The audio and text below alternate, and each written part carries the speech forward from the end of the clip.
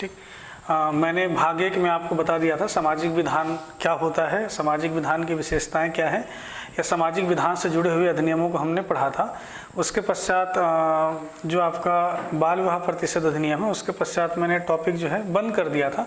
अब इसी का ये दूसरा भाग है जिसको हम पढ़ने जा रहे हैं, जिसमें दहेज प्रतिषेध अधिनियम 1961 को आपको समझना है। दहेज प्रतिषेध अधिनियम 1961 के माध्यम से जो समाज में व्याप्त कुरीतियाँ थी या एक दहेज प्रथा थी, उसको समाप्त करने का प्रयास किया गया था, जिसमें धारा 3 में उल्लेखित किया गया है कि यदि कोई व्यक्ति दहेज लेता है या दहेज देता है तो यह एक दंडनीय अपराध है। यदि कोई व्यक्ति, याद रखिएगा, लेना और देना दोनों को क्या बनाया गया है, दंडनीय अपराध बनाया गया है, और इसमें 5 साल की सजा का प्रावधान है, और साथ ही साथ जुर्माना है जो 15,000 रुपये तक का हो सकता है, इसकी व्यवस्था की गई है। उसके अतिरिक्त जो आपका धारा 4 है, धारा 4 में दहेज मांगने के लिए शास्ति, दोनों में अंतर क्या है, यहाँ पर दहेज लेना देना कंप्लीट हो चुका है, ठीक, और यहाँ पर क्या हुआ है, दहेज की केवल मांग रखी गई है।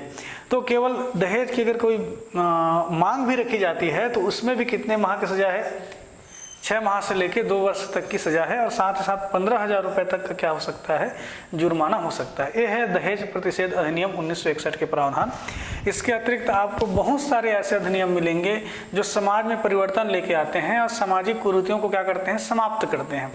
एकमात्र ऐसा अधिनियम है, या जितने अधिनियमों को मैंने पढ़ाया, आप ऐसा नहीं कह सकते कि केवल इन्हीं अधिनियमों के माध्यम से क्या हो रहा है, समाज में परिवर्तन लाया जा रहा है। इसके अतिरिक्त बहुत सारे अधिनियम बनाए गए हैं संसद के द्वारा या विधानमंडल के द्वारा। जैसे छत्तीसगढ़ की सरकार ने या छत्तीसगढ़ के विधानमंडल के माध्यम से एक टोन्ही प्रताड़ना अधिनियम बनाया गया था। अब टोन्ही प्रताड़ना अधिनियम इसलिए बनाया गया है क्योंकि छत्तीसगढ़ में एक विशेष वर्ग को जो है प्रताड़ित किया जाता है टोन्ही के नाम से, तो उस प्रथा को समाप्त करने के लिए वह अधिनियम बनाया गया है। तो विधान, जो सामाजिक विधान है, उनकी एक लंबी लिस्ट है, आप बहुत सारे अधिनियमों का नाम लिख सकते हैं। इसके अतिरिक्त जो 3 तलाक पे अधिनियम बना हुआ है, उसको भी आप सामाजिक विधान के रूप में शामिल कर सकते हैं। तो इनकी संख्या काफ़ी बड़ी है। इसमें से जो प्रमुख अधिनियम है जिसने समाज में परिवर्तन लाया है, उन अधिनियमों को आप आंसर राइटिंग में वहाँ पर शामिल कर दीजिएगा, आपको अंक मिल जाएगा। ठीक, मूल उद्देश्य आपको यह होना चाहिए कि आप सामाजिक विधान क्या है इसको समझते हैं और उनके उदाहरणों को आप लिख पाते हैं। ठीक, अगला जो टॉपिक है आपका, सामाजिक विधान के प्रभाव क्या है, इम्पैक्ट क्या है, ये कैसे समाज पे प्रभाव डालता है। सामाजिक विधान बेसिकली होता क्या है, आपने पहले भी पढ़ा है। इसका मूल उद्देश्य जो समाज की कुरीतियाँ होती हैं उनको दूर करना होता है। तो सबसे पहला जो है सकारात्मक प्रभाव, अगर आप देखते हैं तो सकारात्मक प्रभाव में सबसे पहले आप लिखिए कि इसके माध्यम से सामाजिक कुरीतियों को क्या किया जाता है, दूर किया जाता है। इसके अतिरिक्त दूसरा क्या लिख सकते हैं, जो शोषित वर्ग है उसका कल्याण होता है, उनका संरक्षण होता है, उनका संवर्धन होता है। समाज में विषमता क्या होती है, समाप्त होती है। सबको विकास का समान अवसर प्रदान किया जाता है। राष्ट्र निर्माण होता है, जो वंचित वर्ग हैं उनको सशक्त किया जाता है। इतनी सारी बातों को आप लिख सकते हैं। इतने सारी जो बातें हैं सकारात्मक पक्ष में क्या हो जाएंगी, शामिल हो जाएंगी। ठीक, ये सामाजिक विधान का क्या है, पॉजिटिव इम्पैक्ट है। लेकिन सामाजिक विधान की एक सबसे बड़ी समस्या है कि ये जो सामाजिक विधान है तत्काल क्या नहीं होते, प्रभावशील नहीं होते। देखिए, कानून तत्काल लागू होता है लेकिन कुरीतियाँ तत्काल समाप्त नहीं होती। इसका आप लेटेस्ट उदाहरण देख लीजिए। बाल विवाह क्या पूरे भारत देश में समाप्त हो गया है? क्या लोग बाल विवाह नहीं करते हैं? पहली बात। दूसरी बात, क्या लोगों ने दहेज लेना देना बंद कर दिया है? दूसरी बात। ठीक, क्या सती प्रथा पूर्णतः समाप्त हो चुका है? ठीक, क्या बहु विवाह पूर्णतः समाप्त हो चुका है? नहीं। तो क्या इसमें हम विधि को दोषी माने या इसके इम्प्लीमेंटेशन में किसी प्रकार का दोष है? नहीं। एक्चुअल में होता क्या है, जो भी सामाजिक विधान होता है या जो भी विधियां होती हैं, समाज में व्याप्त जो कुरीति है, ठीक, समाज में व्याप्त जो क्या है आपकी कुरीतियां हैं, उनको क्या करते हैं, समाप्त करते हैं।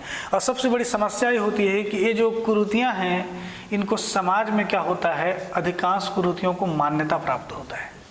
ठीक, यह जनरीति का रूप ले चुकी होती हैं, यह रूढ़ियों का रूप ले चुकी होती हैं, यह संस्थाओं को रूप ले चुकी होती हैं। ठीक, लोकाचार में क्या होता है, शामिल होता है, लोक व्यवहार में शामिल होता है, लोग उसको चाहते हैं कि यह कुरीतियाँ समाज में क्या रहें, बनी रहें। जैसे एग्जाम्पल के तौर पे दहेज प्रथा है, हालांकि इस पर पूर्णतः प्रतिबंध होना चाहिए। एक विकासशील राष्ट्र में और एक विवेकशील राष्ट्र में दहेज जैसी परंपरा व्याप्त है, यह अशोभनीय है, फिर भी आप दहेज लिया जाता है।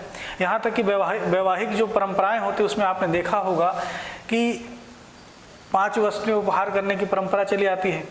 लोग क्या करते हैं, 5 वस्तुएं जो है उपहार देते हैं, एक प्रकार से क्या है, दहेज ही है।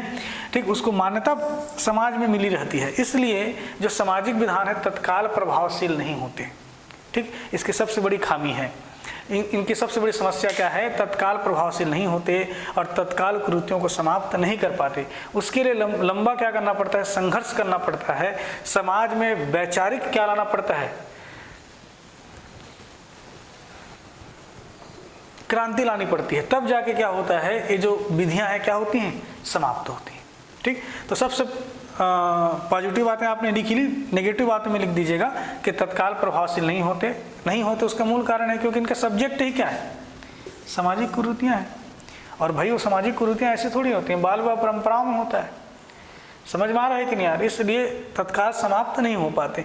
इस तरह से आप सामाजिक विधान के प्रभाव को सकारात्मक नकारात्मक पक्षों को लिखेंगे तो आप पूर्णतः नंबर मिल जाएगा। ठीक, धन्यवाद। इस तरह सामाजिक विधान जो है आपका समाप्त हो गया। इसके अतिरिक्त सामाजिक विधान की अगर आपको हो सकता है कि विशेषता पूछ दे, ठीक, इसकी विशेषता क्या क्या है, तो आप लिख सकते हैं कि सामाजिक विधान क्या होना चाहिए, हमेशा स्पष्ट होना चाहिए। हमेशा क्या होना चाहिए, स्पष्ट होना चाहिए, एक पहली विशेषता है। दूसरी सबसे महत्वपूर्ण विशेषता है क्योंकि भारत में लोकतंत्र स्थापित है और भारतीय संविधान के अनुरूप विधियां बनाई जाती हैं, इसलिए लिखित एवं क्या होना चाहिए, निर्मित होना चाहिए।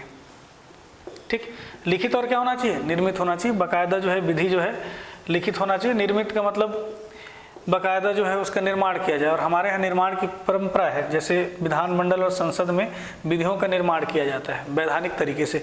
तो लिखित भी होना चाहिए और क्या होना चाहिए, निर्मित होना चाहिए। सुबोध होना चाहिए, लोगों को समझ में भी आए कि इस अधिनियम में क्या लिखा हुआ है।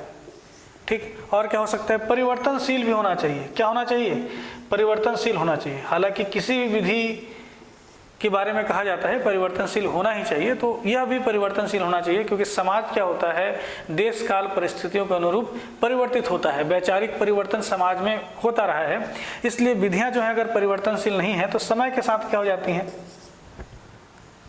अनुपयोगी हो जाती हैं। तो उसको उपयोगी बनाए रखने के लिए हमेशा जो है विधियों को क्या बनाया जाता है, परिवर्तनशील बनाया जाता है। ठीक, और ऐसी विधियां होनी चाहिए जो परिवर्तन की क्षमता रखती हैं। किसकी क्षमता रखती हैं, परिवर्तन की क्षमता रखती हैं। विधियों को ऐसा होना चाहिए, तभी तो कुरीतियां क्या होंगी, समाप्त होंगी। ठीक, तो ये सब आप उनकी विशेषताओं में आप लिख सकते हैं। प्रभाव मैंने समझा दिया, उदाहरण मैंने समझा दिया, सामाजिक विधान क्या है आप समझ गए, और आपको बहुत बड़ी बड़ी पुस्तकों को पढ़ने की आवश्यकता नहीं है। मूल कॉन्सेप्ट अगर आप समझते हैं तो वहाँ पर आप आंसर राइटिंग कर पाएंगे। इन्हीं के साथ ये जो टॉपिक मैं समाप्त करता हूँ। अगला जो टॉपिक आपका अधिनियम है उसको अगली कड़ी में हम पढ़ेंगे। धन्यवाद।